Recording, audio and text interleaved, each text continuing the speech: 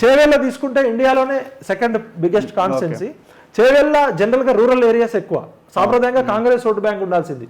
కానీ రంజిత్ రెడ్డి లాంటి వ్యక్తికి టికెట్ ఇవ్వడంతో కొండా విశ్వేశ్వరరెడ్డి గారికి ఉన్న ఇమేజ్ ప్లస్ అర్బన్ ఏరియాస్ లో బీజేపీకి పట్టుండడం, వికారాబాద్ లో సాంప్రదాయంగా కాంగ్రెస్ ఓటు బ్యాంక్, అట్లాంటి చోట కూడా బీజేపీ టఫ్ ఫైట్ ఇస్తుంది.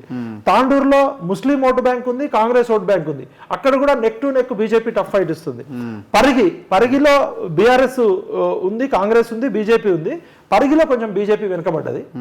అదేవిధంగా మనకి మహేశ్వరంలో బీజేపీ పుంజుకుంది, కాంగ్రెస్ డౌన్ అయింది, బీఆర్ఎస్ థర్డ్ ప్లేస్ లో ఉంది.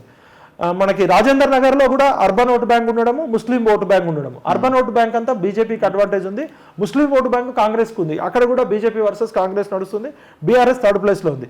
షేర్లింగంపల్లిలో బీజేపీ క్లియర్ లీడింగ్ కనబడుతుంది. అక్కడ urban vote bank, educateds, middle class, Modi image మొత్తం కూడా కొండా విశ్వేశ్వరరెడ్డి చరిష్మా, హిందుత్వవాదము, మోడీ ఇమేజ్, క్యాండిడేట్ కాంగ్రెస్ రంజిత్ రెడ్డి లాంటికి ఇవ్వడంతో కొండా చేవెళ్లలో బీజేపీ బయటపడే అవకాశాలు నెక్ టు నెక్ కనబడుతున్నాయి.